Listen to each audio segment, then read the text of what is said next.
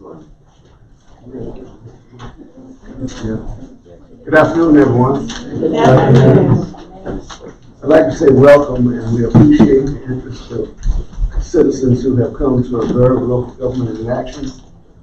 Since this is a legislative body, professional and respectful decorum is appropriate among the members of the body and those who have come to observe. In that regard, it is appropriate for those who are not members of county council to refrain from attempting to participate in the process or disturb the meeting through either verbal or nonverbal communication. For the members of the public in the audience, please refrain from private conversations among yourselves during the meeting. Please remain seated if you have a seat, and please do not make comments while the county council works through the items on its agenda. Due to the sheer number of members of the public in attendance this evening, I want to say that there will be an opportunity for members of the public to speak to county council through the chair during the public comment part of the agenda. In that regard, there's a sign-in sheet at the entrance to council chambers, and those who wish to speak during public comment should sign in and indicate that they want to speak during public comment. If you do not sign in and indicate that you wish to speak during public comment, I invite you to do that now, prior to the sheet being collected and handed to the chair. During the public comment item on the agenda, I will invite those who signed up to speak to go to the podium and speak for up to 2 to 3 minutes, depending on how many people have signed up to speak. It is important that everyone who wishes to be heard during public comment being allowed to speak, but a lengthy public comment session does not enhance the decision-making process. With that being said, I'd like to call County Council meeting on June 27th to order. Ms. Lee, would you please give us some indications? Let us all stand, please, and remain standing for the pledge.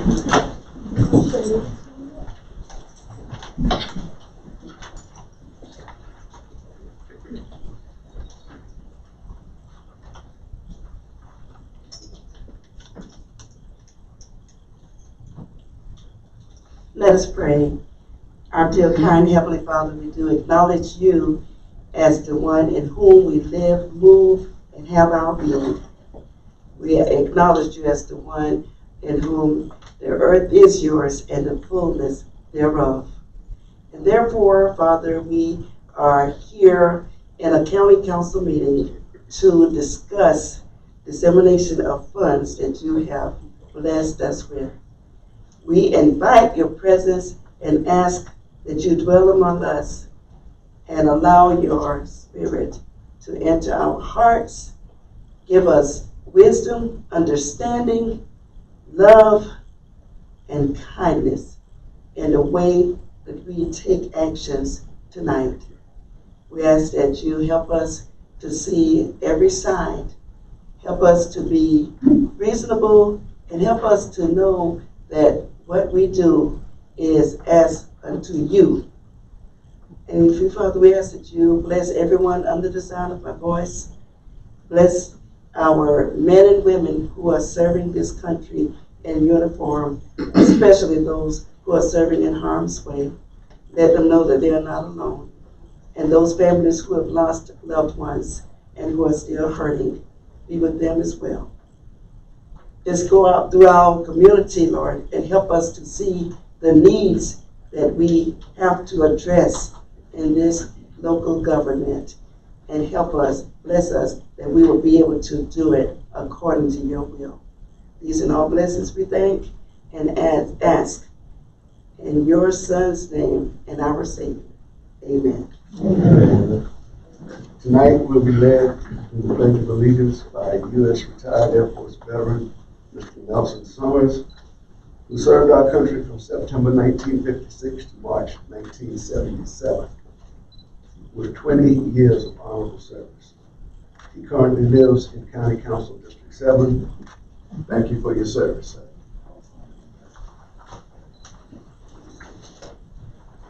I pledge allegiance to the flag of the United States of America and to the republic for which it stands, one nation, under God, indivisible, with liberty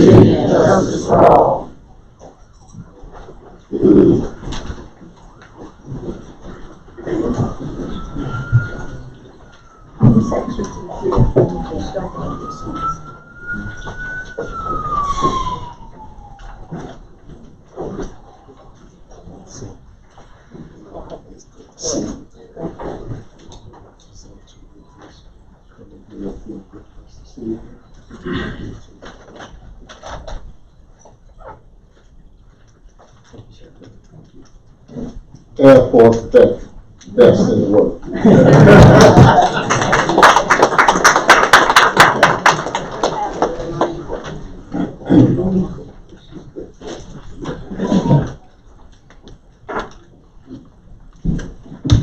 Have there been any changes to the agenda? There are no changes. Mr. Chairman, if you would, if I could have a moment. There are, well, I guess before I get to that, I was a little bit surprised at our new policy asking folks to sign in to speak during public participation. That's not something that we've done since I've been here. So that's a little bit unusual, but I'm going to roll with you on that.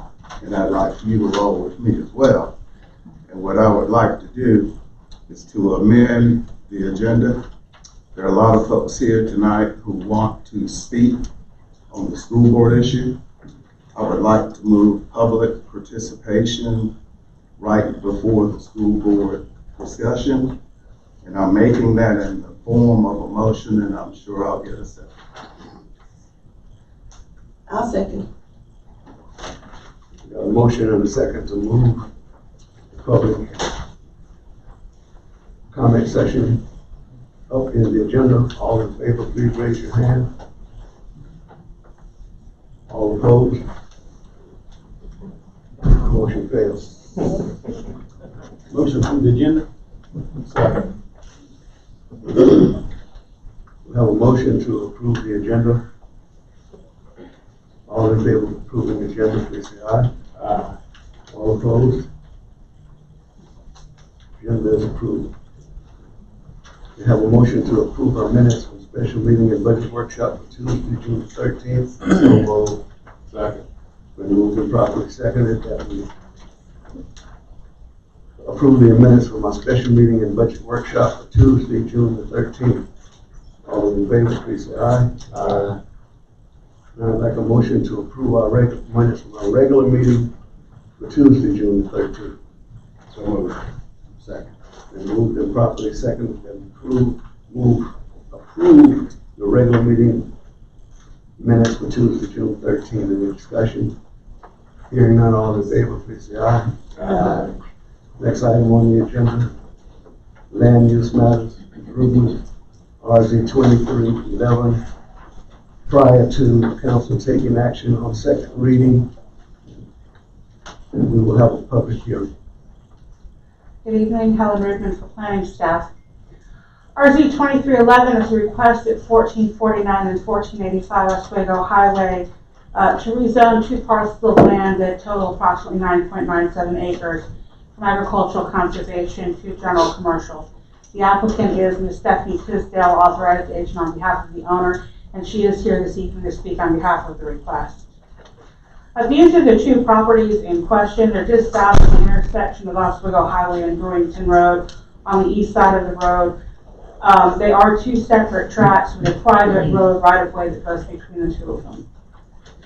They are currently undeveloped, and just to put it into perspective for you, they're actually located almost halfway between Crestwood High School and Chestnut Oaks Middle School, very close to the intersection of those two major roads, Oswego Highway and Brewington Road. This is in what is more of a rural residential enclave. The extent of commercial services really hasn't reached out into this part of the community beyond churches and maybe a daycare or other small supporting facilities. As I said, the request is to rezone two separate tracts that are 9.97 acres. The applicant currently has not indicated any proposed use for the property as we discussed at the last meeting. However, the Planning Commission meeting, the applicant did indicate that the rezoning was to position the property for future sale. This property is in the Oswego Water Service area and public water is available to it. but there is no sewer service available, so availability of utilities is a limiting factor on how this property could be used in the future. When we look at rezoning requests, we look at what the comprehensive land use plan says, and in this particular instance, it's influenced by the suburban development planning area, as well as the priority commercial mixed use node, and it's just south of where the rural development planning area starts. When we look at these rezoning requests, policy in the comprehensive plan says that we are supportive of some commercial designation at major intersections in more rural parts of the community, but this is further supported by the priority commercial mixed use node designation, as well as the suburban planning designation. So by and large, we do find that this request to go to some commercial designation is supported by the comprehensive plan. We do look at other zoning in proximity. Right now, this part of the county is predominantly agriculturally zoned. This has to do with the lack of available public services in terms of utilities and infrastructure. We do envision, because our comprehensive plan is a 20-year time horizon, we designate properties that are further out from current development for future uses in terms of suburban development and commercial development, which is why at this point in time we do have agricultural in this area with no commercial designation. This is also because we have a wide variety of uses in the agricultural conservation district that are permitted as conditional uses or C300 or C500 uses that require signatures from property owners. So depending upon the proposed future use of the property, it may very well be possible to do it within the AC zoning district. When we look at the intent of the general commercial district, it is our most intense commercial designation, allows the broadest possible range of commercial uses determined by market conditions, while protecting the environment from potentially objectionable uses.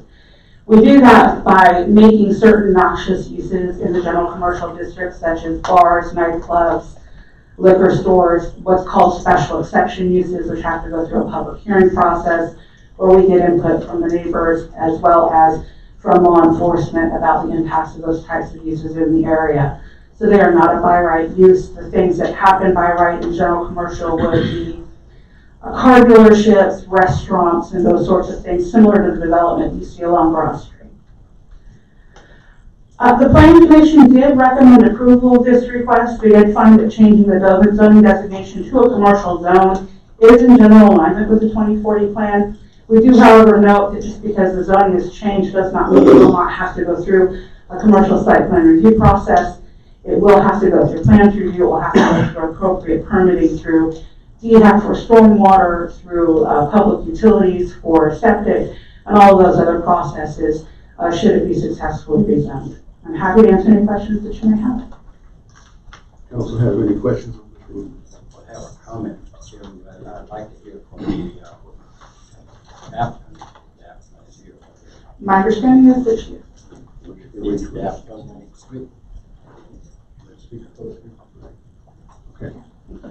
Okay, as I stated, we will have a public hearing prior to council taking action on this ordinance, rezoning request.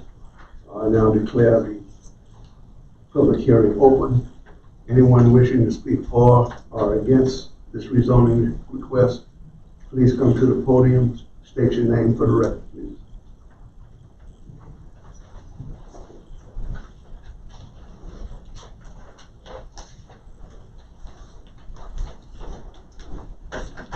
Good afternoon. Good afternoon. My name is Stephanie Tisdale. This is Dr. Al Davis, and we're representing Youth Academy and Youth Academy Inc. Just wanted to speak in reference to the questions that was on the last meeting, which was why were we trying to zone both parcels? That's not actually a full road. It's just like a little pathway where a road, I guess, started. And so we wanted to offer both of those up for sale for businesses. We don't have any particular businesses right now, but we want to offer it for commercial businesses for the benefit of our nonprofit organization, which is the Youth Academy Incorporated. Thank you.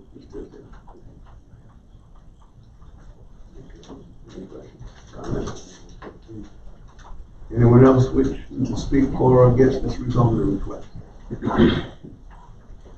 Public hearing is now closed. Move for second reading. Second. It's been moved and properly seconded that we have second reading on RZ 2311 Any discussion? Hearing none, all in favor, please say aye. Aye. All opposed? Second reading of RZ 2311 is passed. Ordinance number 23989. Mr. Bryan.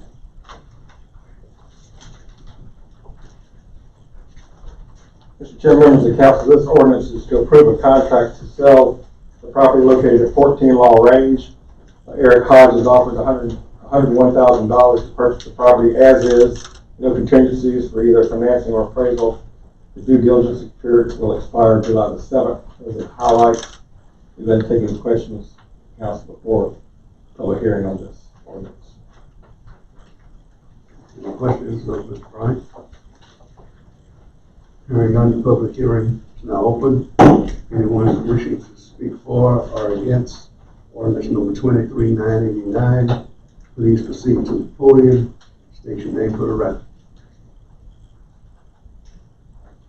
Hearing none, public comment portion is closed. Here's the pleasure of council. Second. It's been moved and properly seconded that we approve second reading of ordinance number 23989. Any discussion? Hearing none, all in favor, please say aye. Aye. Next item under new business is resolution of 2304, which is adopting action on the school board's request for their budget. Pleasure of council.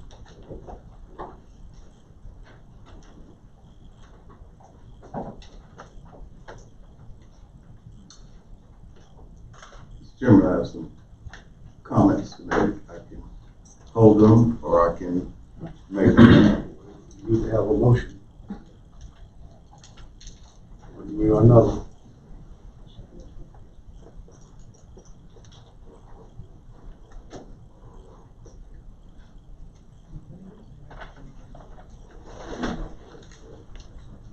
So as I understand it, the request from the district is a 12.75 million. That is correct, Mr. Chair. That is correct. Yeah. So moved.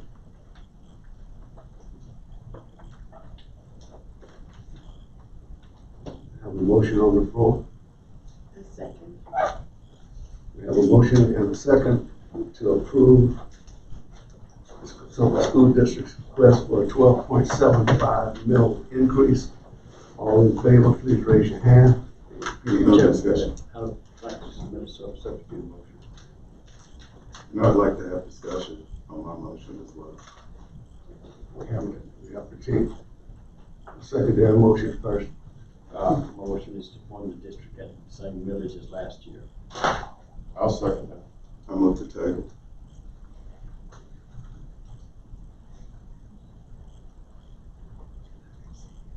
Okay, we have a motion and a second to fund the school district at the same level as last year. Mr. Chairman, And we have a motion to table. right, the move to table supersedes that motion. All in favor of tabling the discussion, please raise your hand. All opposed?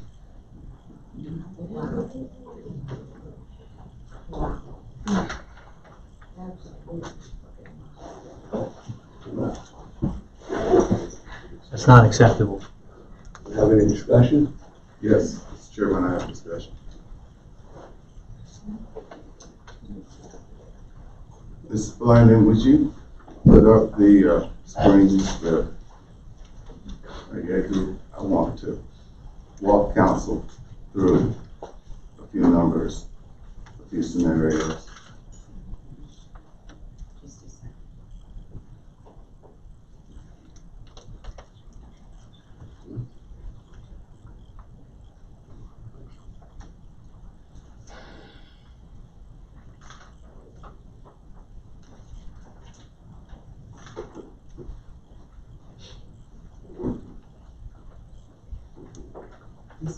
So while Ms. Blandon is looking for the documents, that's not that one, yeah.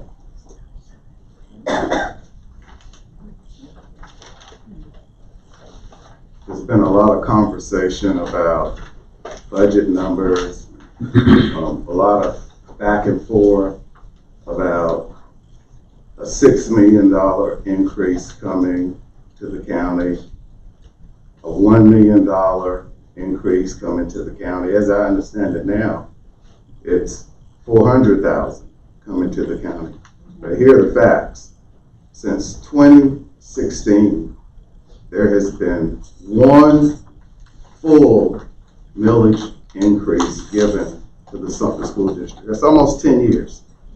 The only millage increase that they got was in 2021, and that was for 2 mills. Every one of us sitting up here knows that everything has gone up, from electricity to furniture, gas, houses. We all know that. And the cost for education has gone up as well. If you don't believe me, look at what Charleston is doing. They're giving their teachers a $5,000 increase, and then they're giving them a $5,000 bonus with ARPA money.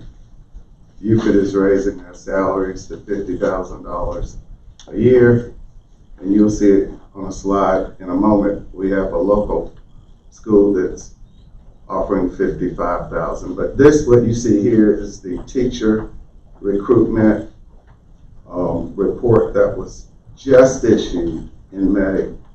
And you'll see the first 5 things that they concentrate on, which would be salary schedule, teacher career ladder, extend salary schedule steps, critical needs stipends, school support professionals. And by the way, this task force was comprised of chamber members, it was comprised of community leaders, it was comprised of legislators, and if I'm correct, I think Barbara Nielsen chaired the committee. But these are the things that the state says we need to focus on, which mirrors what the Sumter School District budget suggests. Can we go to the next screen, Ms. Blaney?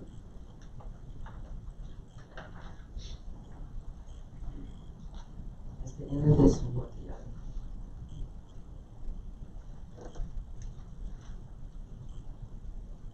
So as you can see, the starting salary for our local charter school is $45,000, and it may have gone up a little bit since then, but this is what's printed, with the potential for a first-year teacher to earn up to a total compensation package of $55,000 with performance pay, perfect attendance, and additional work stipends, $55,000.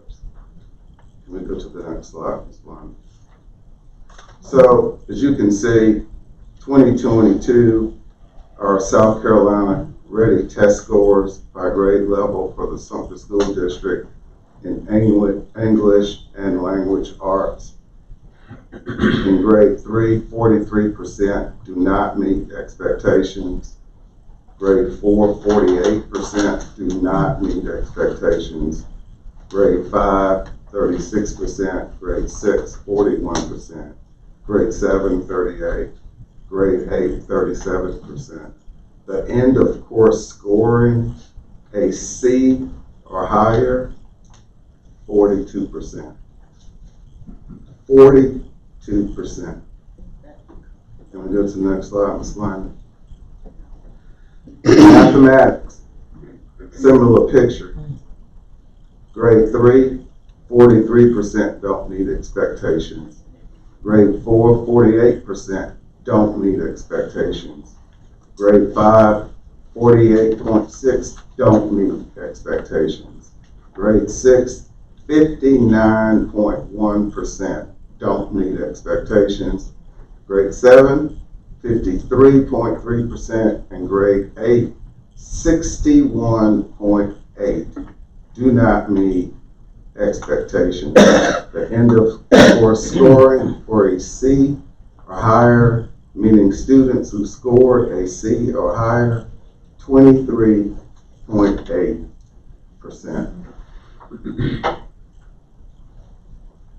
So, we're looking at the projected expenditure increases for the upcoming year.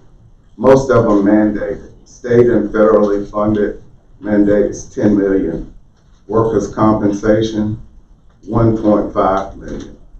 Technology services, software maintenance, and increased energy costs, 2.5 million. So we're already at 14 million, okay?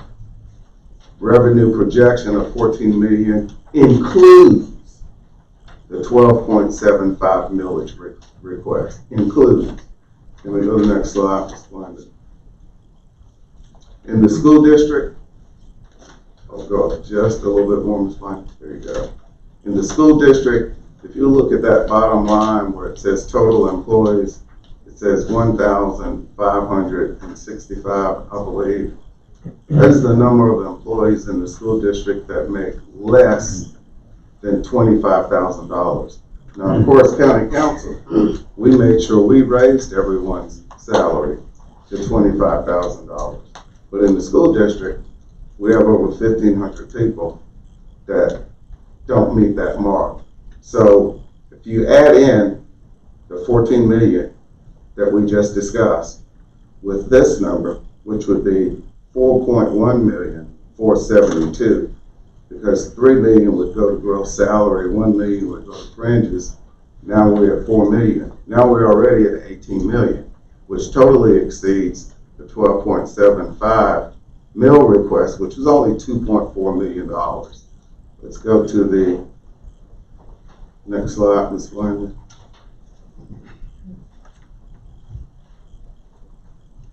If you then add in the retention stipend, which we discussed a little bit when we talked about what the task force wanted to do, they had 6 scenarios.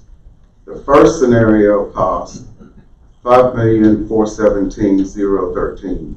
So if you add that 5 million, right, to the 14 million and the 4 million, you're at about 23. The highest retention stipend scenario, scenario 6, would you go to that scenario, Ms. Blunder?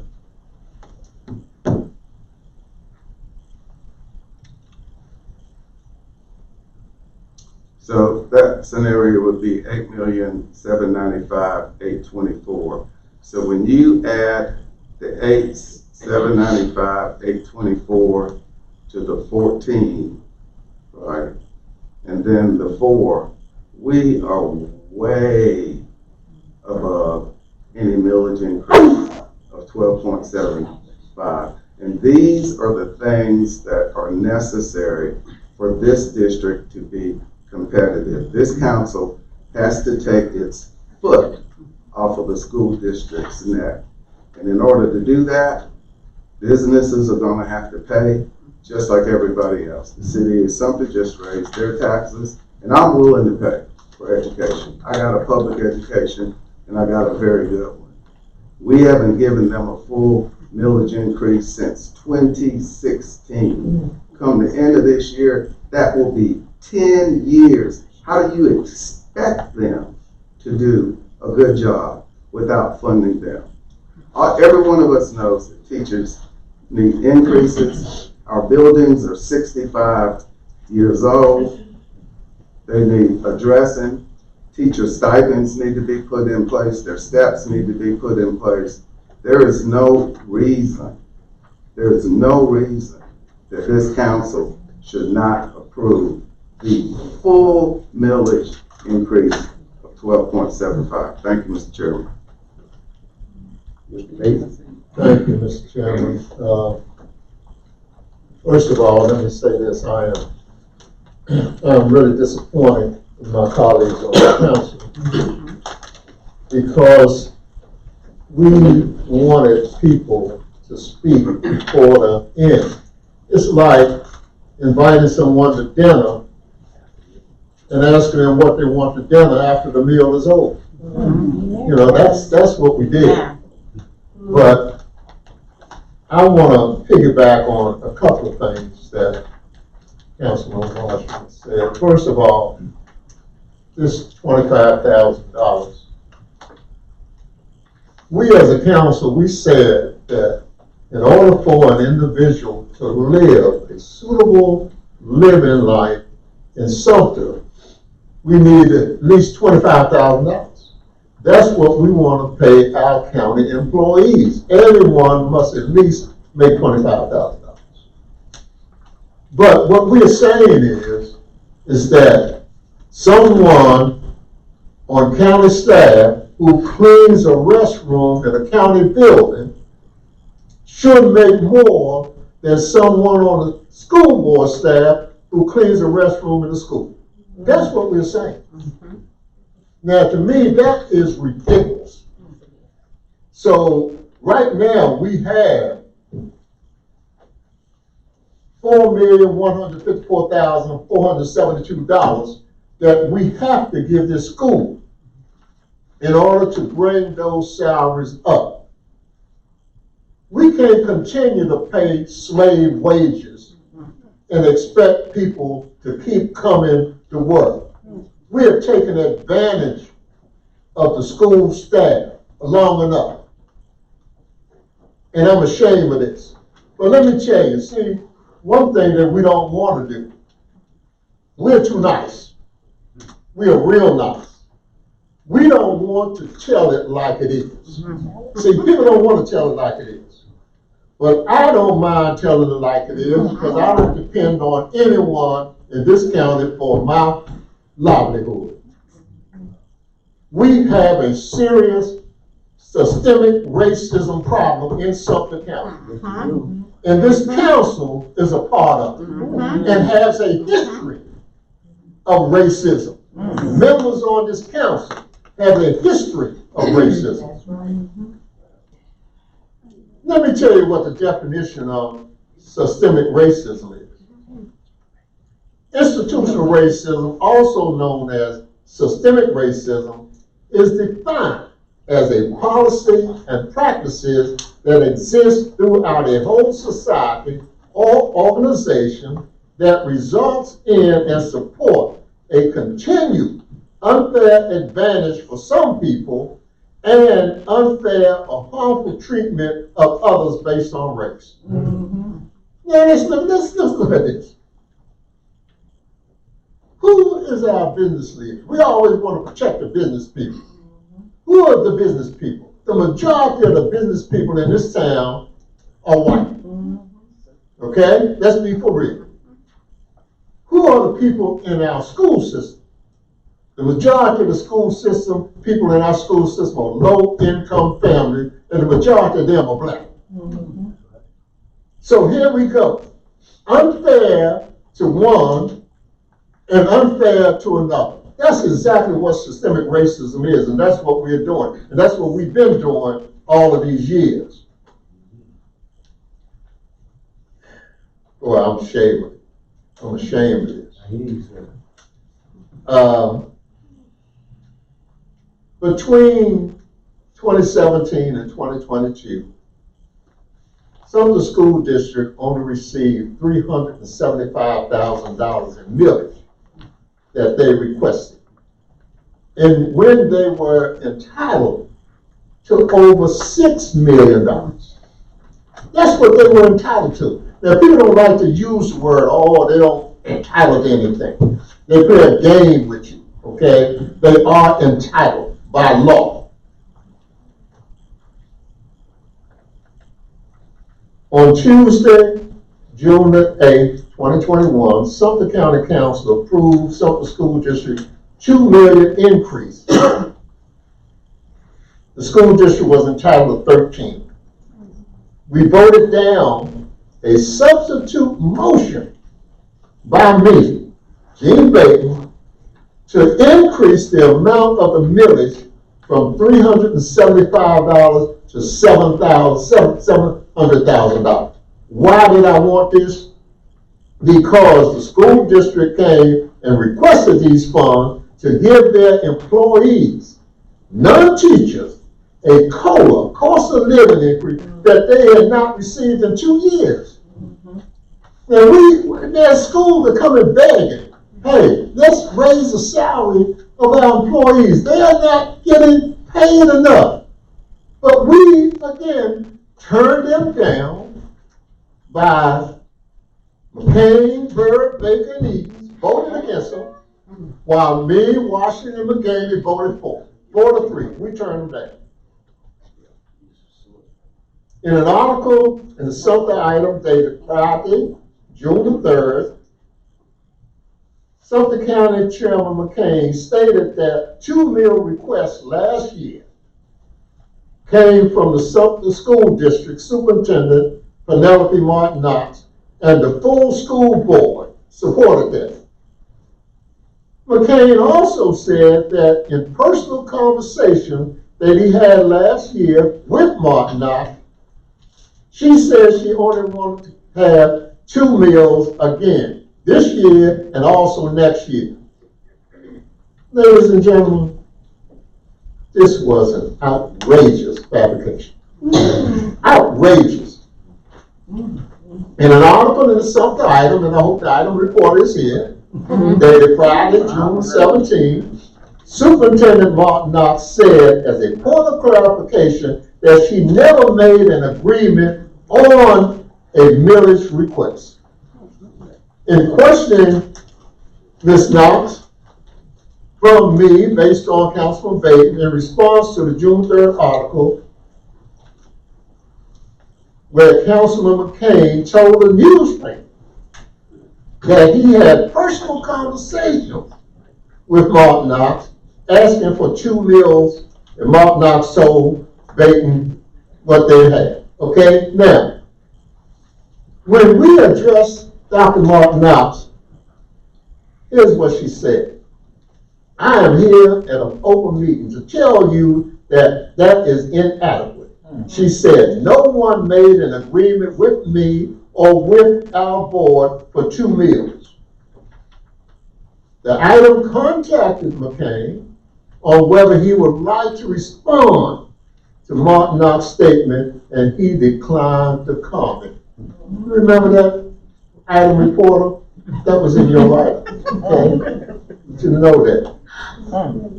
Now, when I say this has a current history of racism, let me say this. Current members on Sumter County Council has a history of systemic racism. During the redistricting in 2001, as a result of the 2000 census, white council members repeatedly sent racist redistricting plans to the United States Department of Justice.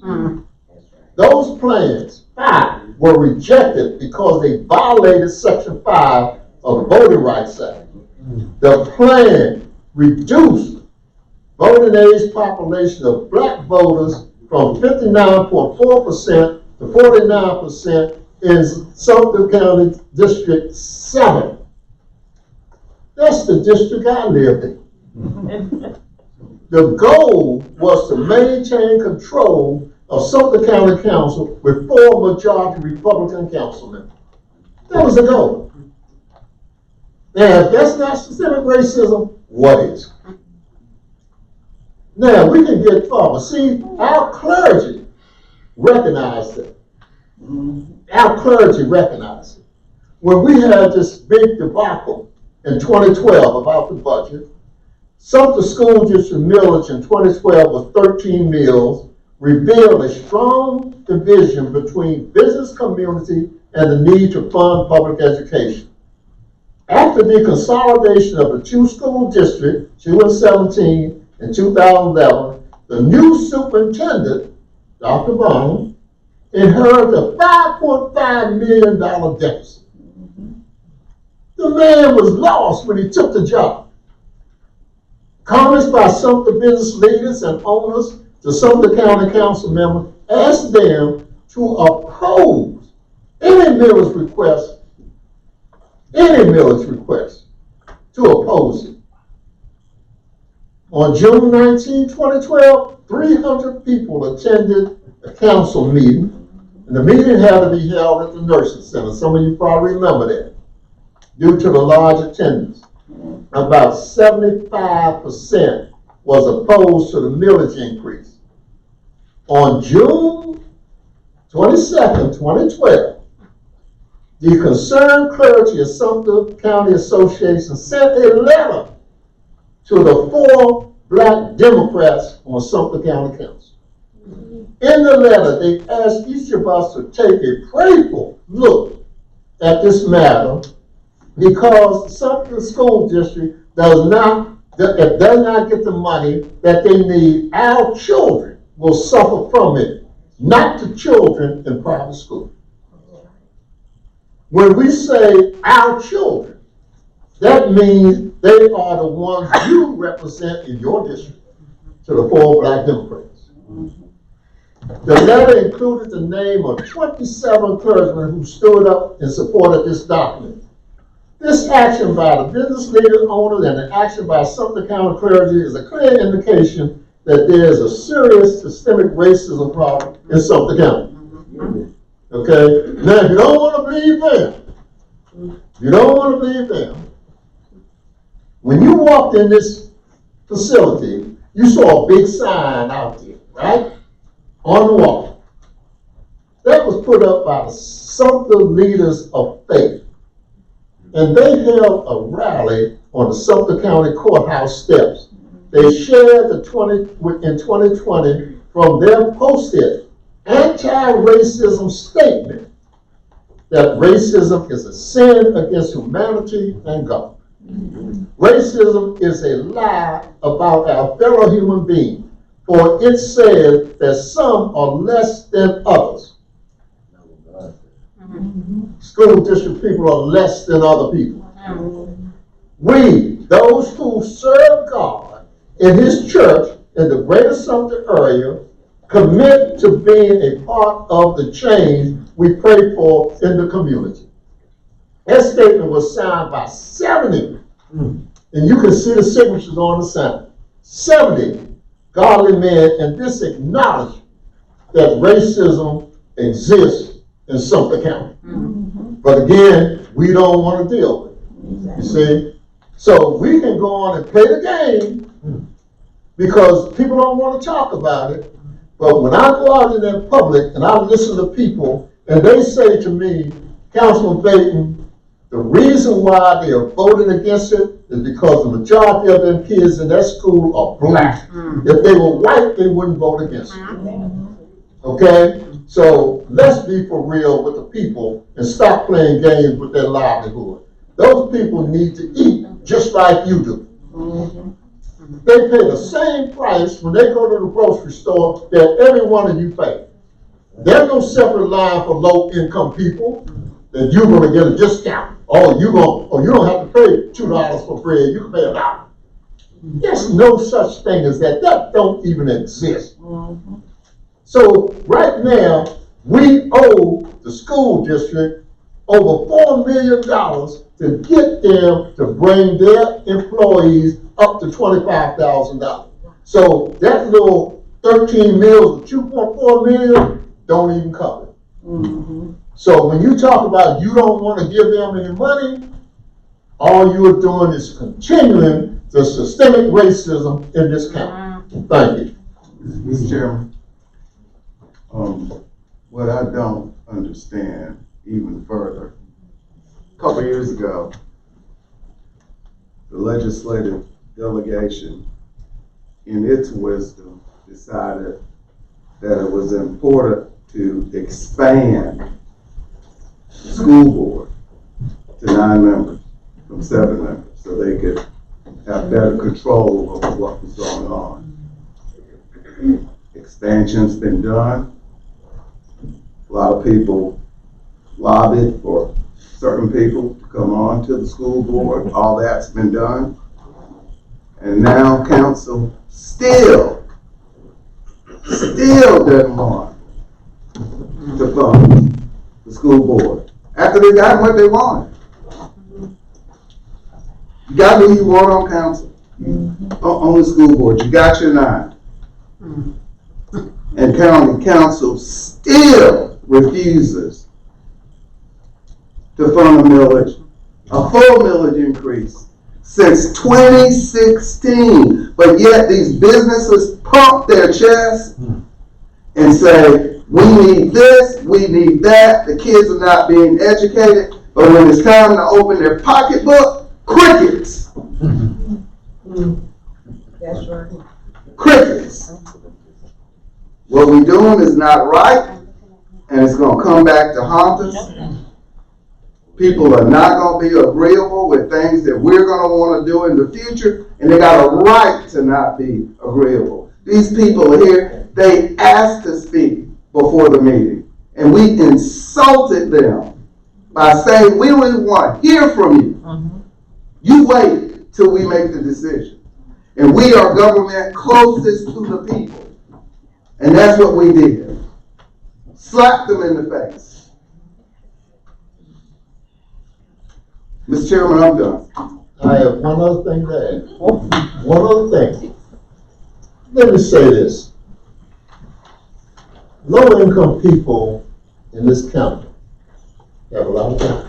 And that power is in the vote. In your vote. You have the power. Now, this county council is going to come to you next year and ask you to pass a penny tax. They're going to ask low-income people to voluntarily put a 7-year tax on themselves when they refuse to even get a people of income. So my thing to you, and pass it on, no millage, no penny tax. No millage, no penny tax. Yes, I would like to say, just regarding what you have said, Mr. Washington, you forgot to say also that over the last 5 years, the school district has put up $41 million in excess funds from their fund balance. That's what I look at. We, as a county council, we had to balance our budget, and we went to our fund balance to balance our budget, to help balance our budget. And I don't understand why the district, which I'm estimating they're gonna, if you just look at the vacancies they have left, they've got to have close to $5 to $10 million in their fund balance coming up in 2023. Why can't they pull $2.4 million out and take care of their the millage they're asking for? We did. I'll let you talk. Please let me talk. And the other thing, for Mr. Payton down there, we asked them, what did you change your budget at our last meeting? And they said yes. And I started looking at line item, and I believe the line item was under something to do with Social Security and benefits. They moved $3.2 million over to personnel in their general fund. Why can they not use? I certainly hope that they would use that money to take care of any employee that is sitting at $23,000 a year. I mean, I say shame on the school district if they got employees sitting at $23,000 a year, because I can remember no more than, what was it, 4 years ago, they came to us without asking for the money and increased their executive branch of the district. These high-paying officials, they used $800,000, giving them $20,000, some of them $20,000 raise in 1 year, some of them $30,000 raise in 1 year, some of them even were talking $10,000. And these people were already making six-figure numbers.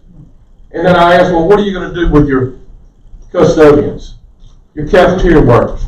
We're going to give them a 1%. That's what they asked for that year, to increase their salary by 1%. They're going to show a negative on their check. So I'm saying, I hope that they would use this $3.2 million to satisfy the lower income. Because I taught school, and by the way, I do take it personally when you call me race.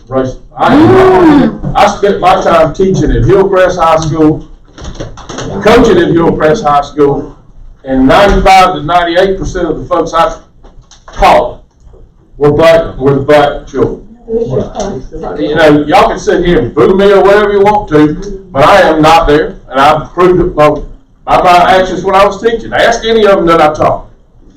So, yeah, you can smile over there, Gene. So I mean, you didn't go to school there, you didn't even experience it. I'm talking, no, I'm not through. I said, keep talking, Kane. Go ahead. I'll give you the right to do that. Go ahead, because I got a comment for you. Well, I'm sure you do. And I bet you it has to do with you own a business.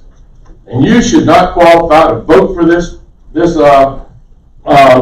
should recuse yourself from voting because you own a business. Well, I say you ought to recuse yourself from voting because you don't own a business.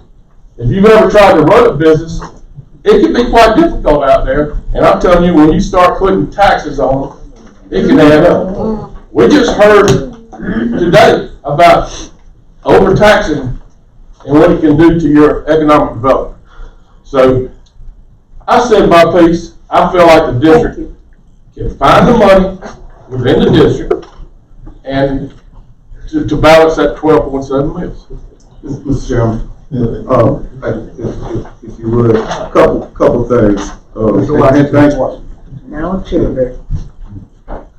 You know, you and Gene Baker have had y'all say. Mr. Chairman. No, I want to have a chance Mr. to Chairman. make a statement, and then we'll come back and you can say anything you want. I need to respond to him directly. He just made a statement, and I need to respond to his statement. And his statement was about the county going into its reserves for its needs. It also went into its reserves for its wants. We put $700,000 on the line for Magnolia Place, and that was not a need. And you and I both know it. The second thing is the auditor, Brian Nicholson, from the auditing firm. He clearly states in this report, and you're welcome to get a copy, that any savings that the district has come from unfilled positions. So if you fill those positions, that money is gone. Then there's no money to do nothing else. Why are we putting them in that position? You were a teacher. That's right. Why would you do that?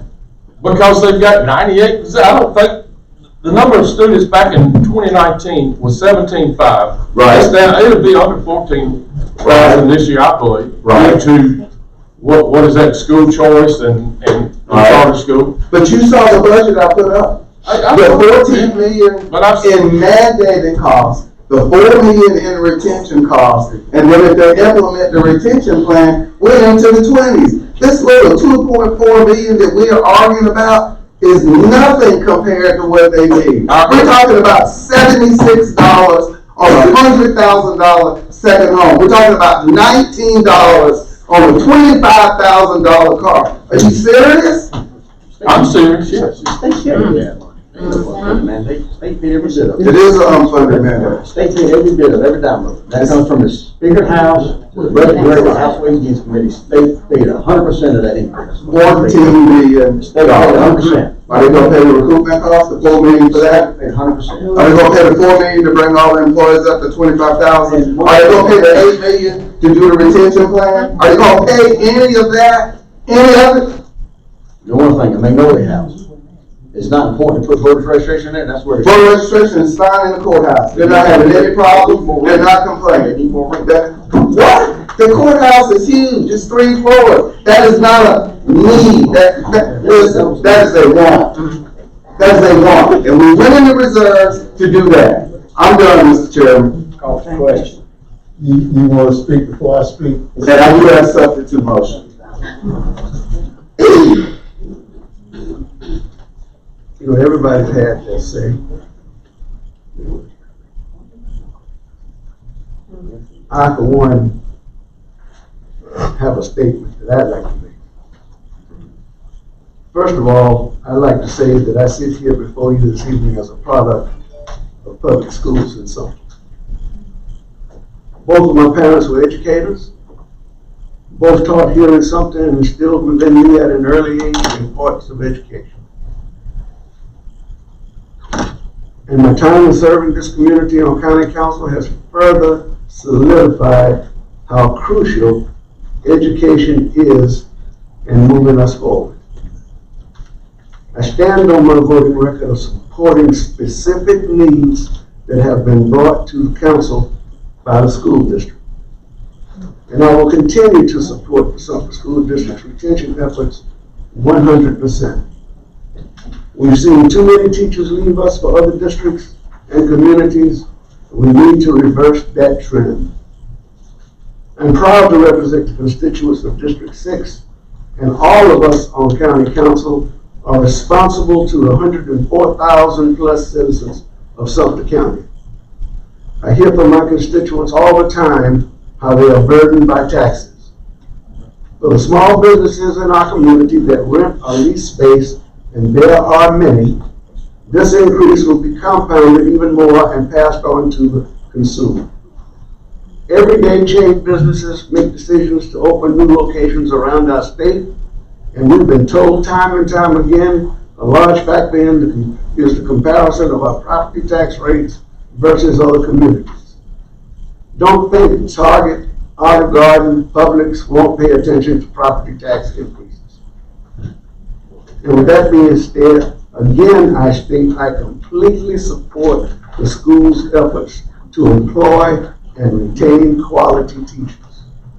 I personally believe the funds exist in their current revenue stream to accomplish the task that they have outlined for fiscal year 23-24. Based on the information provided by the Sumter School District, they will receive an additional $10.6 million in state revenues over 2023, which includes an additional $2.3 million in Tier 3 funds, which is revenue tax offset money from local residential exemptions. According to their own external audit report for fiscal year ending 2022, and I quote, "In reviewing the fund balance of the school district, it may be useful to analyze unassigned fund balance of the school district to determine the adequacy of the fund balance at June 30th, 2022. The unassigned fund balance for the general fund totals $39,547,762. Per Act 23 of 27 South Carolina Code 59-20-90, South Carolina school districts are required by law to maintain a general reserve fund of at least 1 month of general fund operating expenditures. At June 30th, 2022, the minimum required fund balance is approximately $10.3 million. Industry best practices recommend that general fund purposes have 2 months worth of expenditures in unassigned fund balance as a minimum, especially during periods of economic uncertainty. At June 30th, 2022, Sumter School District has approximately 4 months of unassigned fund balance in the general fund, approximately 32% of expenditures.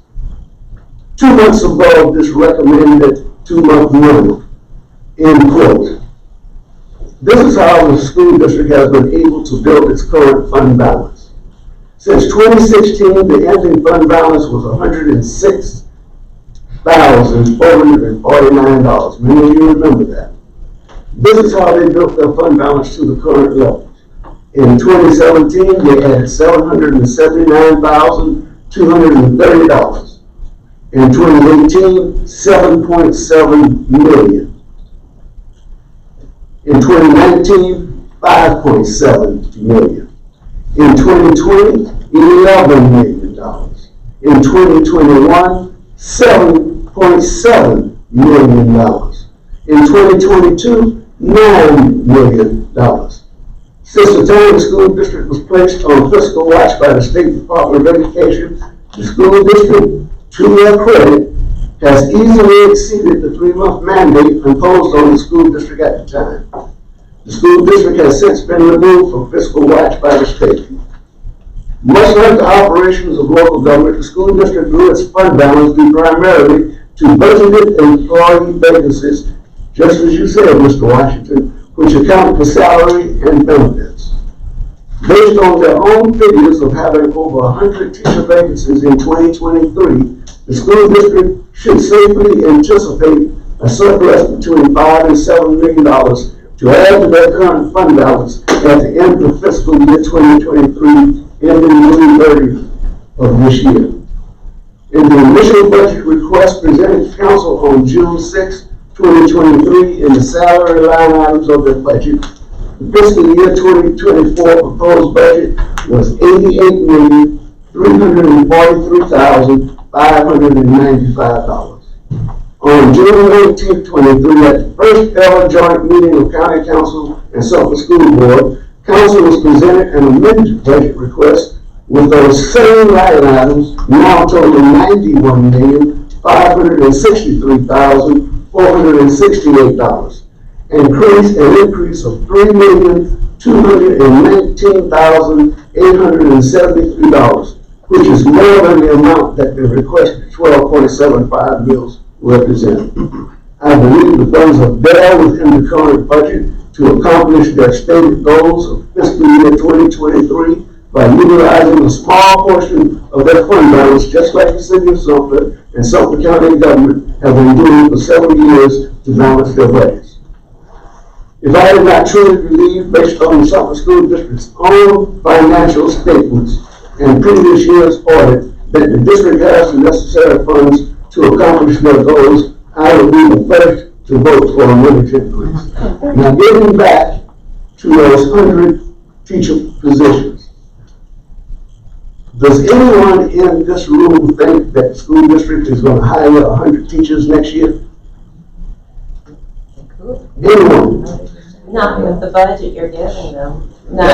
The budget is already there.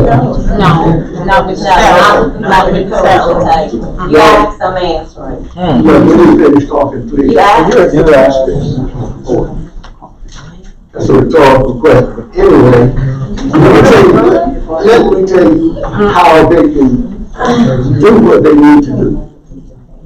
Do like county council does when we have open positions.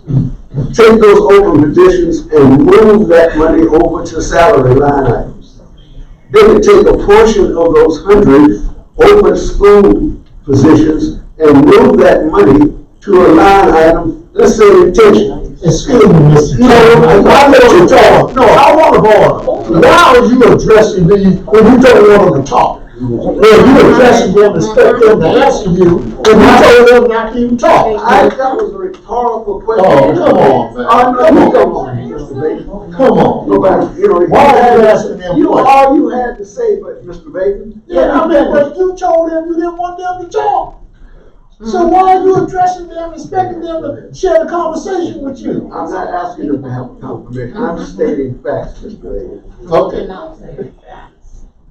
All right. In any case, they can move that money and use it to pay the salary of teachers, raise the salary of teachers, and raise the salary of the bus drivers and the other employees.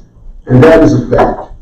So that's why I am not going to vote for a 12 point whatever it is increase. Question. Motion. Well, I forgot what the motion was.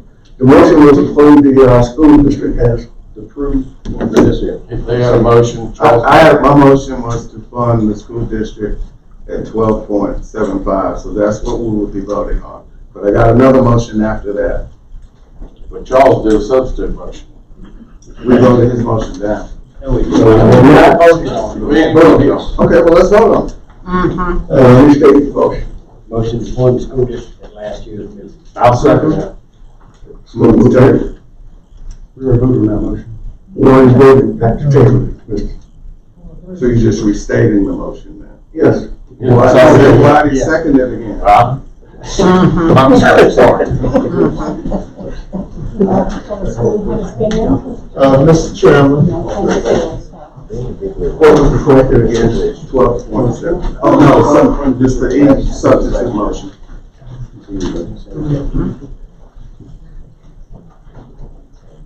All right, it's been moved and seconded that we fund the school district at the same millage level as last year. Any discussion? Yes. Okay. First of all, I would like to respond to my honorable council member, Mr. Davis. because I don't want us to leave here in anger. Because we are here to serve these people, and we should work together. But when I came on county council in 2005, I had to go to my God and ask him to give me strength, give me the patience to work with members on this county council. And the reason why I had to do that, because in that 2000 redistricting, I was not on county council. I was a member of the Sumter County Voter Registration and Election Commission. I was a commissioner. And I observed this county violating the Voting Rights Act, violating Section 5 of the Voting Rights Act. I observed it. And I came to the meetings. And when I came to the meetings, I had one message. Please obey the law. And me and my friend came in with a sign, protest. There it is, you saw it in the paper. But my thing was, please obey the law. Because guess what happened? All of a sudden, I'm executive director of the Sumter Commission on Alcohol and Drug Abuse, was my job.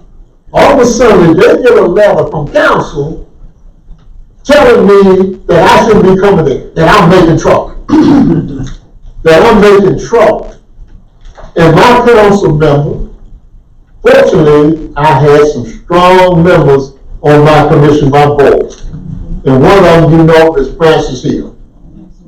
And Ms. Francis Hill, the deputy wrote back and said, I have a right as a citizen to come and speak. And what I'm doing is not interfering with my job. But this council sent a letter, and they asked, do you send a letter to everyone who comes before you and speak? Mr. Baker, what do you No, have to but do? I just want to let you know. The motion on the floor. Okay, I just want to let you know, I want to answer Artie Baker, because he's thinking that I'm feeling some pain, which I shouldn't feel.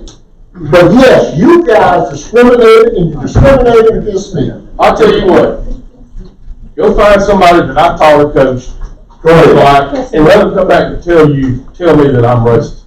If you want to play a game, and there's thousands that I taught. Okay. If what you're talking about, well, never mind, I'll leave that like that. But so what happened, what you're saying, what happened, didn't happen? I'll be saying to do with it. It didn't happen? Y'all just have it. Okay. All right, I've got no other comments. Okay, any more comments? All right, all in favor of approving funding the school district at last year's village rate, please raise your hand. All opposed, same. All right. The motion has been passed. I have a motion. I have a motion, Mr. Chairman. We've already passed the motion. Right, we passed the motion, but I have another motion. I'm entitled to make a motion. There's nothing in Robert's rules that prevents a member from making a motion. Nothing. Okay. If it is, show it to. We voted on your amendment. I have a different amendment. I want to make a motion that we allot the school 11.75 mills instead of the 12.75. And I'm sure I'll get a second on that. Second. All right, we have a motion to fund the school district at 11.75 mils, and we have a second. Any discussion? All in favor? Aye. All opposed? Mr. Chairman, my next motion is for 10.75. And I'm sure I'll get a second. Second. Moved and second. We play this game all night long. It's not a game. It's not a game. Please have some decorum. We got a motion and a second. Any discussion? Hearing none, all in favor? Please raise your hand. All opposed? Mr. Chairman, we have a motion for 9.75 school mills. Second. We have a motion and a second, 9.75. Any discussion? Hearing none, all in favor, raise your hand. All opposed? Mr. Chairman, 8.75 is my motion. Second. Moved and seconded that to run the school district at 8.75. All in favor? All opposed? Mr. Chairman, 7.75. Second. Been moved and seconded that we run the school district at 7.75. Any discussion? All in favor? All opposed? Mr. Chairman, 6.75. Second. Been moved and seconded that we support the school district at 6.75. Any discussion? All in favor? Please say aye. All opposed? Mr. Chairman, 5.75 is my motion. Second. Been moved and seconded that we run the school district at 5.75. Any discussion? Hearing none, all in favor? All opposed? It's clear, Mr. Chairman, where we are on public education. Thank you for giving me the opportunity to make my comments and make my motions.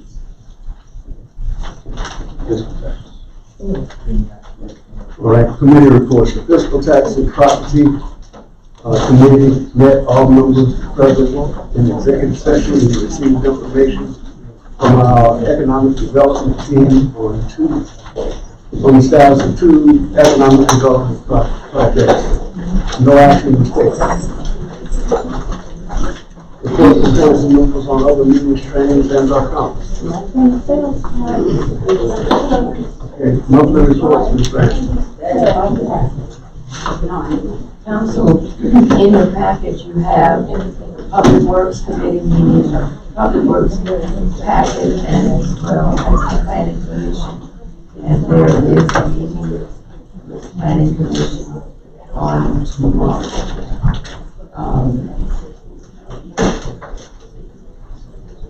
Anyone interested, please know that those are items that are being taken. In your package, you also have the Freedom Fund Fest Save the Date, and I placed some information in your folders to make sure that you contact Ms. Charlene Williams about that. Thank you. County Administrator. No report this evening, sir. Okay, come now, public comment portion of our agenda. Any citizens desiring to speak during public comment are limited to no more than 3 minutes. Comments will be made either chairman. If there are any questions, they will be answered after the meeting. Public comment session is open. Please proceed to the podium and state your name for the record. Good evening, County Council, Mr. Chairman. I did sign the new sign-up sheet to make public comments tonight, anticipating being able to make comments before the discussion on the school board budget process. With 2020 sight now, it seems that even if this public had been allowed to make comments, that your minds were already made up.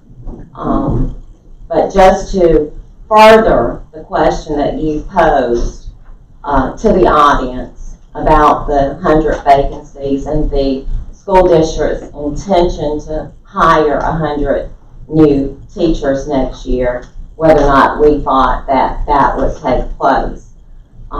Clearly it's something that needs to take place. I don't think you can have schools without teachers. I'm not okay with classrooms not having qualified teachers, but apparently this council, at least 4 members of this council, are okay with doing that and taking any excess revenue and operating disheveled schools with that and that alone. It's unfortunate that you all have taken the position that you've taken. Our kids are going to suffer. But as we've stated, you know, because you have a black friend, that doesn't make you a racist. And I think that's the clear answer of someone who is racist. I have a black friend. Thank you for your time this evening. Thank you. Dr. Austin Floyd.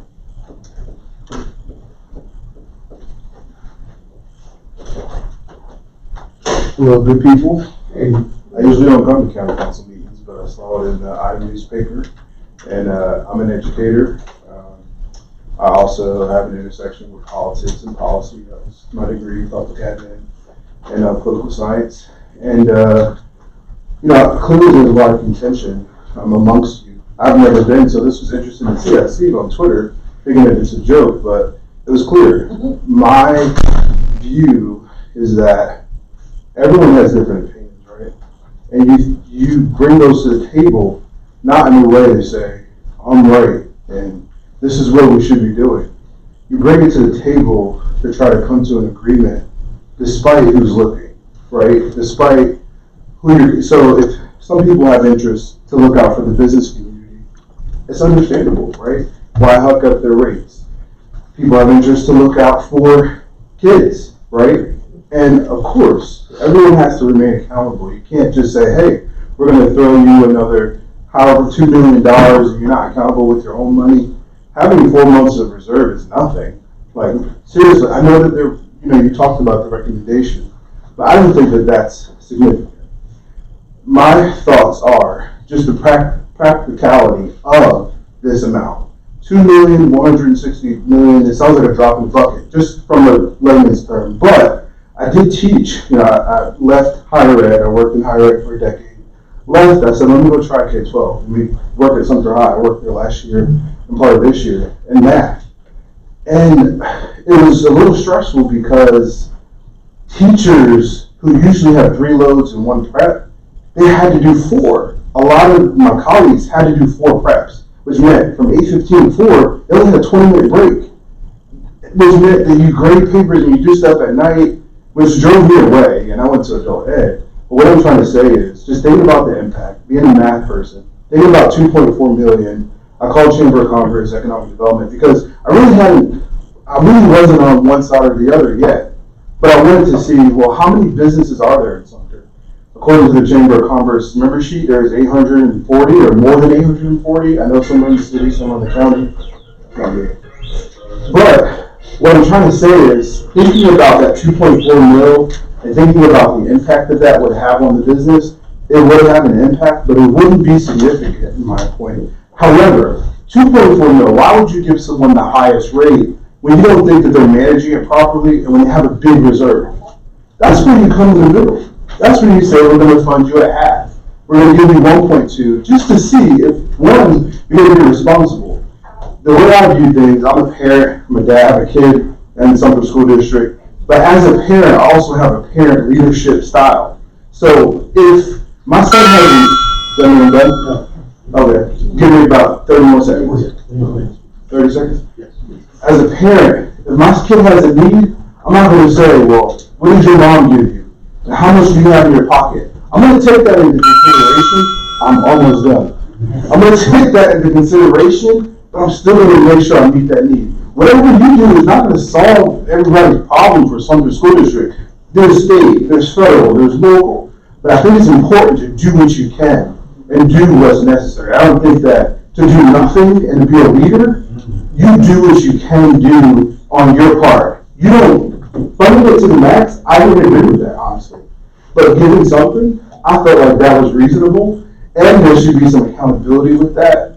But those are my thoughts, you know. And looking at the impact of car tax and looking at the impact, you have 1,000 businesses, 1.25 billion.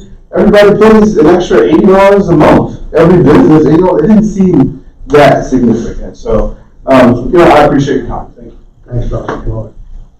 Ms. Elizabeth Kilgore.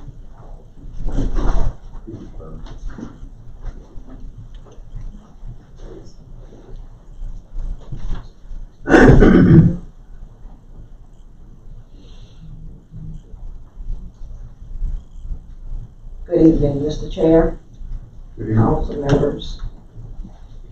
Thank you for the opportunity to say a few words. Speaking after the fact, because it is about Sumter School District and education here in Sumter, throughout Sumter County. And I had so much saying about the funding, and you've already dealt with that. I'm disturbed about you. Our going to the polls and casting a vote for you to say to us, our children is not worth it.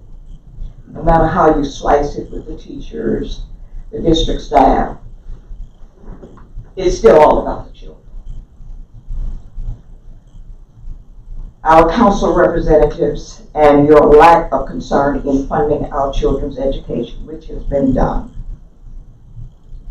It is imperative that we do what's right for our children because they cannot do it for themselves. We too won't a qualified workforce. And these are the children that will be in that workforce in the future.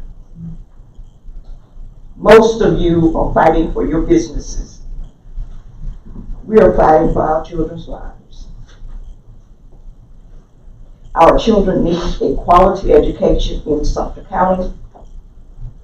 Not just some, but all children. Teachers and staff in Sumter School District, they are worth it.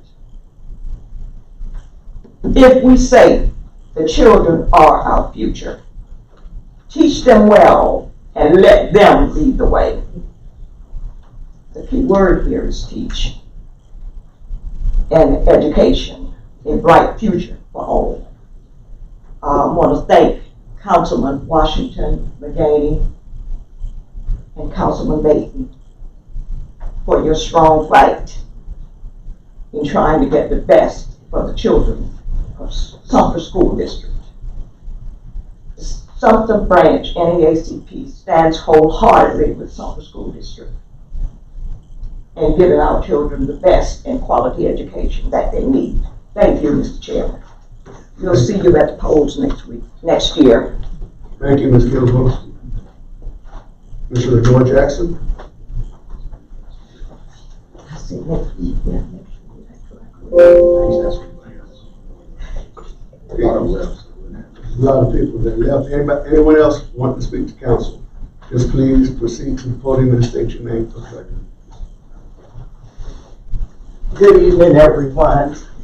My name is Brenda C. Williams. I'm a physician here in Sumter for 41 years and counting. Plan to die here in Sumter one day. I want to say this. I was born and raised up in Savannah, Georgia, and then later on moved to different places, landed in Sumter. This is our home, public schools all the way. Let me tell you for a few seconds my own experiences with the Sumter School District and their handling of monies that they have. There is an institution of learning, 2612 McQuays Mill Road, Sumter, South Carolina, 29150, I think the zip code is, that went without heat for 5 long winters. That's a Sumter Career Center.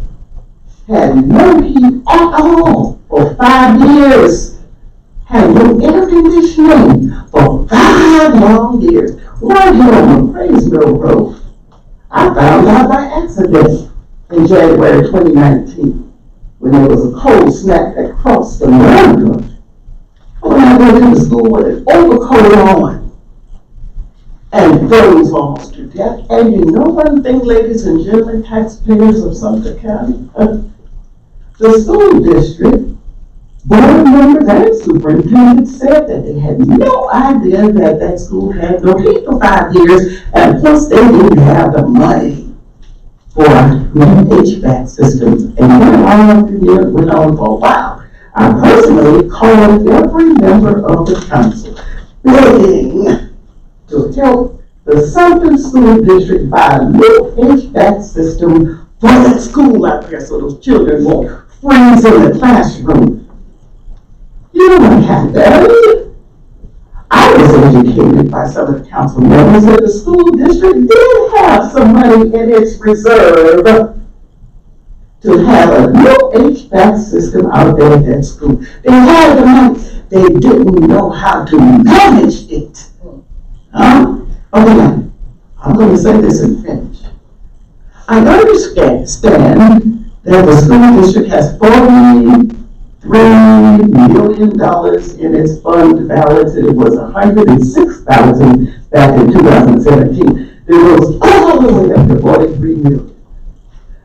Handle that money. I don't go to schools. I don't pay taxes. My husband and I out of taxes. I don't mind paying taxes. I don't mind. I love it. However, when you have educators, PhDs and such, that say that we don't have enough money to hire teachers, I'll finish in about 45 seconds. We don't have enough money to do this and that. I wish to challenge that. I'm saying you have the money, educators. Like you had the money to get education at that school out there that almost froze to death. Use what you have to get what you need. Thank you. Thank you, Dr. Brunner.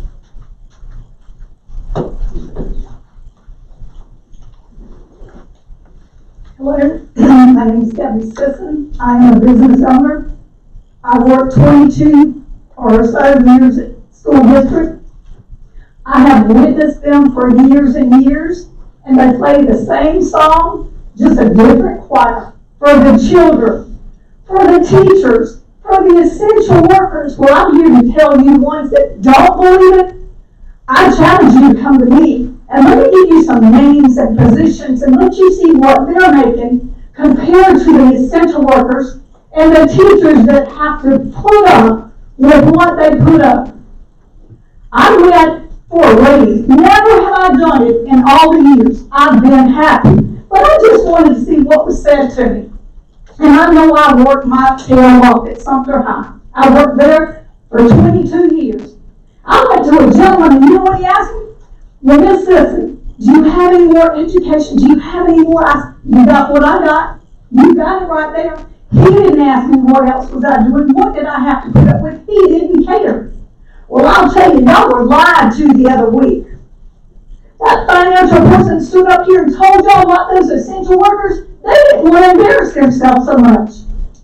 Because they certainly don't make 23, and I'm not begging for them any, because if you give it to them, they're going to get it. If you look at what they make, and y'all can get your calculators, if you give them that 1% that was so embarrassing, they got $6.25 before their taxes got taken out. But you have these district people, 20, 30, and 40,000. They didn't care $6.25 to someone. $6.25. I wanted to tell them to take mine. I didn't need it, but I knew they'd probably pocket themselves. Remember we had 2 districts?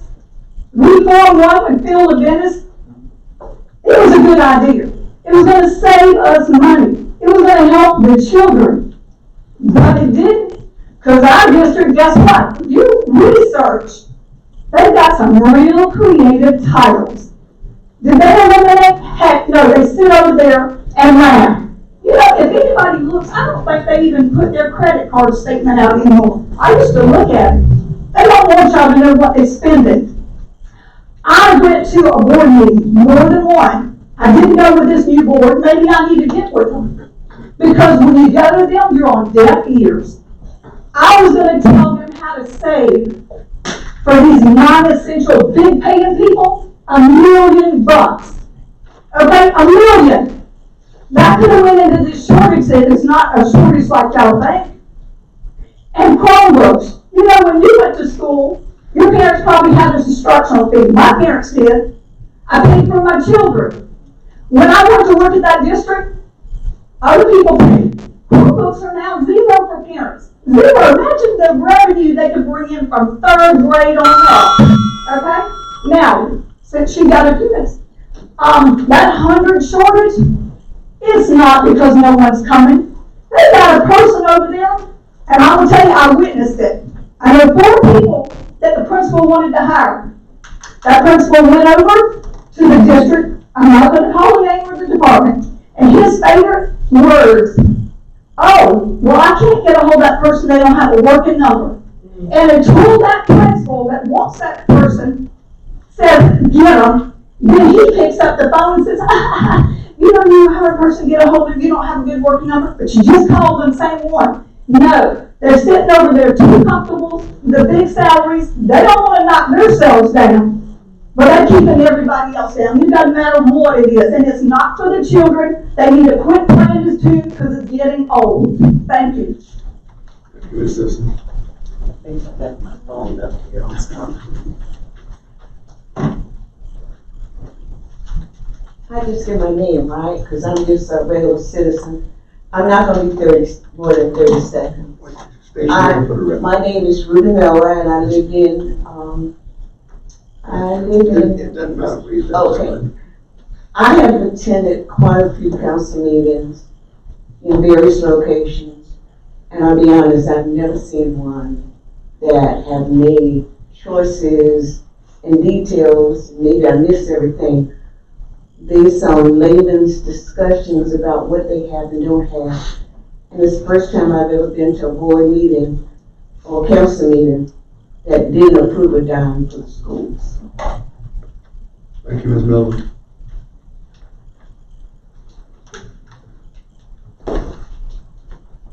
Good evening, County Council. My name is Jackie Hughes, and I didn't intend to speak tonight, but after everything that's happened, I've decided to.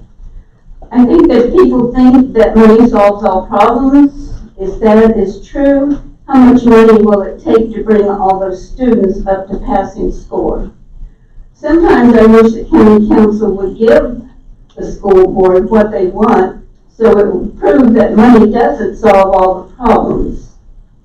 All this drama doesn't solve a problem, it only makes it worse for part of the community of those who do not want to put the work into getting an education.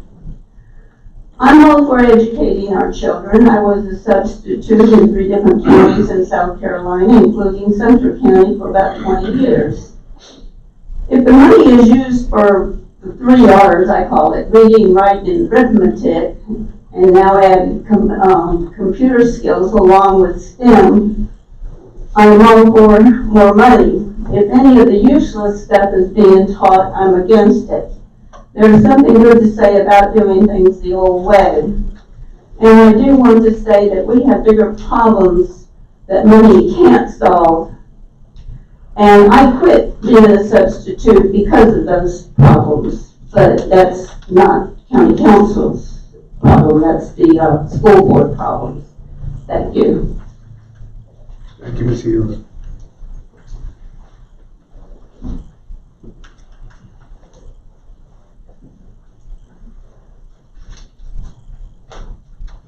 Good evening. Good evening. Hope everyone is well.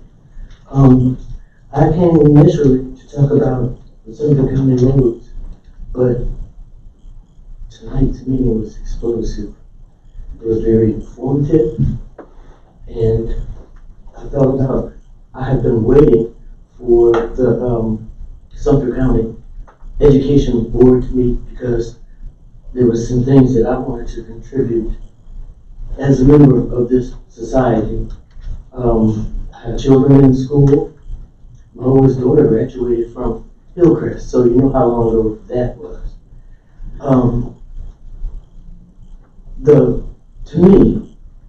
For me, the problem seems that the world has flipped.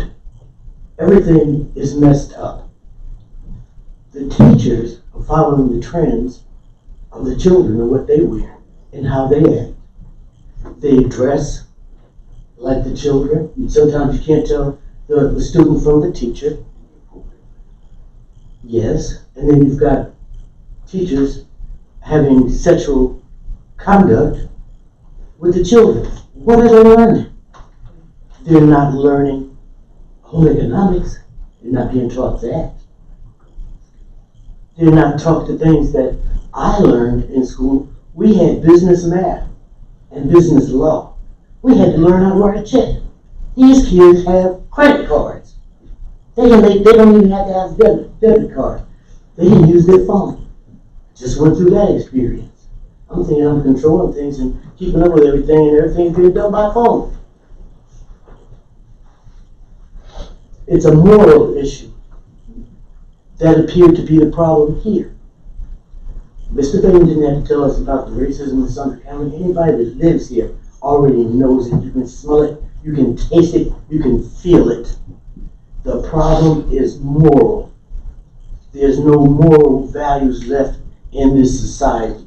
You can hide behind a cross. You can wear a yarmulke. I can wear this. But what am I doing? How do I treat people? And how come all these people were here tonight and all these issues were discussed, but the public doesn't know, except for what you tell them? We decided this, we decided that, and we voted on this. But they don't know what the people have come to you with. Why is it a secret? We came 2 weeks ago. Nothing changed with the road. We had a bad storm last night, and there's still chuck holes and potholes and sinkholes and little small lakes and everything. And the reason was that nobody voted on the penny tax. How long did we pay that? They got rid of the they got rid of the inspection stickers, so you don't have to worry about having a car inspected that the suspension is bad. You don't have to have the tires inspected. But we're still paying road taxes. We're still paying for everything. Everything. The people are paying for everything and are not represented for their taxation. If we don't know, except for what you tell us and what you all decide. And that's not right. The moral issue is my issue. I want to see better. I want to see better for the children. I want to see better for my neighbors. People, I'm supposed to want for you what I want for me. But if you got a business and yours is straight, what if some of the people that work for you can't get to work because the road is washed out? What benefit do they get? If everybody that worked for you stayed home because they felt like you had a moral issue or that you weren't fair, what you gonna do? We still gotta live, and you gonna conduct your business. You gonna go on, and everybody don't have to have a business. All they have to have is a livelihood, a way to survive, to live, and it should be done morally. And that's my personal opinion. I hope no one was offended. Thank you, Mr. Mr. Muhammad. Good evening. My name is Sadiq Musa. I'm not going to piggyback on what my wife just said. She said she did a good job with it. I am going to say something else about that road we were in here talking about 2 weeks ago. Since that big rain, and I'm not exaggerating, the entrance into Keystone to Cannery Road in Dalzell, the water came just below my headlights. And if I wasn't driving the Jeep, somebody had to come pull me out. My son hit a low spot. He's got one of those loaded ground vehicles anyway. And pulled the lines off the gas tank. Suppose it'll start here. I'm serious, gentlemen and ladies. Something needs to be done. We're not asking for a permanent repair on Cannery Road. A temporary gravel, crush and run. Doesn't have to be top, asphalt. They can do that. They do it for some of the driveways. And they built constructed roads where people don't even live in Dalzell. Thank you, Mr. Lewis. Anyone else wishing to speak to council?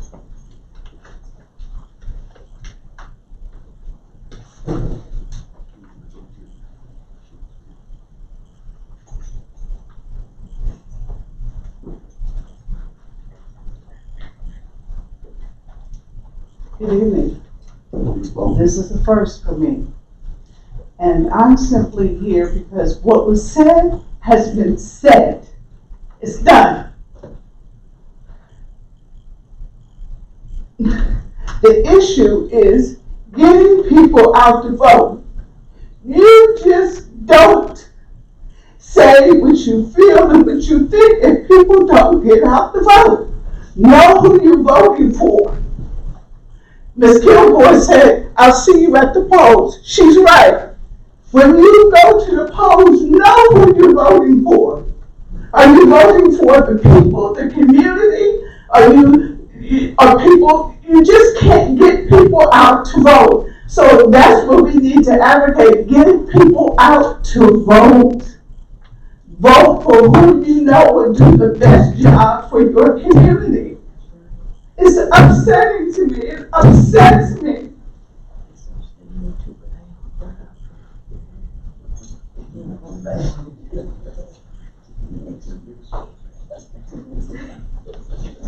Thank you, Ms. Bowman.